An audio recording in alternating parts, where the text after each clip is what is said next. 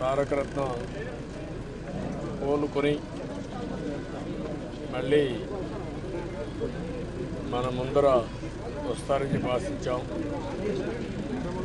23 రోజులు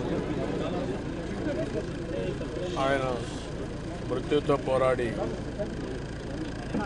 ఈరోజు చనిపోవడం జరిగింది. 27వ తారీఖున యువగళం ప్రారంభోత్సవానికి వెళ్ళడం, అక్కడ హార్ట్ అటాక్ రావడం, ఇమ్మీడియట్గా స్థానిక హాస్పిటల్లో ట్రీట్మెంట్ ఇచ్చి బెంగళూరుకి షిఫ్ట్ చేశాం. One of the best hospital Narayana వృద్ధాలయ. అలాంటి హాస్పిటల్లో అంతా ఎమినెంట్ డాక్టర్స్ ఉన్నారు. కుటుంబం కానీ అదే మరిగా అభిమానులు కానీ ప్రజలు కానీ ప్రార్థించారు, ఎన్నో ప్రార్థనలు చేశారు. భగవంతుడు కరుణించలేకపోయాడు. కడాన నిన్న డాక్టర్లందరూ కూడా నిస్సహాయత వ్యక్తం చేసే పరిస్థితికి వచ్చారు. చాలా చిన్న వయసులో ఈ నెల 22వ తారీఖుకి 40 సంవత్సరాలు అవుతుంది. ఇంత చిన్న వయసులో ఆయన చనిపోవడం చాలా బాధేస్తుంది. అదే సమయంలో మనొకసారి చూస్తే ఒక మంచి భవిష్యత్తు ఉండే వ్యక్తి.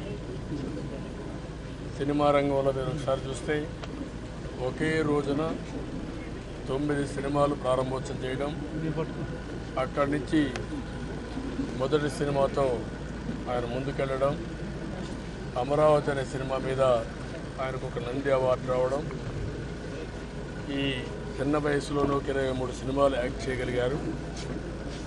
అదే మరిగా ఎప్పుడు రాజకీయాలపై కూడా ఆసక్తి ఉండే వ్యక్తి. సమాజానికి ఏదో చేయాలి అనే ఆలోచన ఎప్పుడు ఉండేది. ఈసారి ఎన్నికల్లో పోటీ చేయాలని కూడా ఆలోచన ఉండి నాకు ఒకసారి చెప్పని కూడా చెప్పారు. మనం కన్సిడర్ చేద్దాంలే, అప్పుడప్పటి టైంలో నేను మీతో మాట్లాడతానని చెప్పాను. అలాంటి సందర్భంలో ఈరోజు చనిపోవడం చాలా బాధేస్తుంది.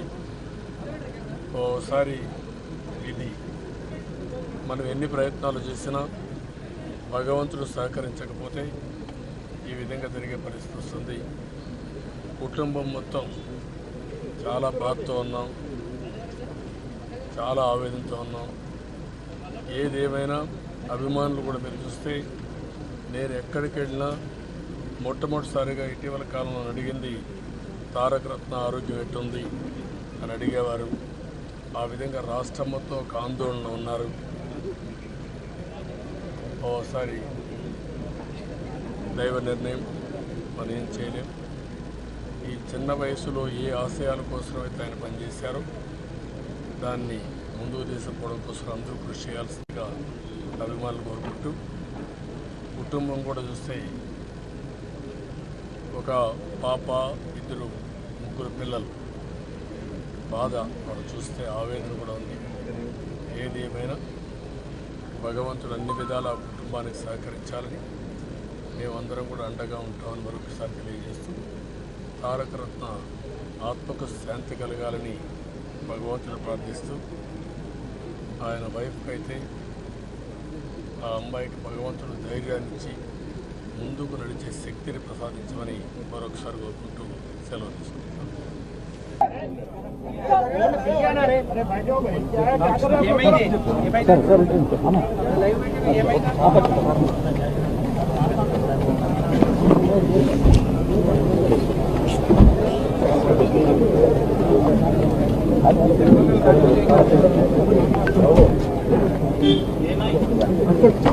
బాబు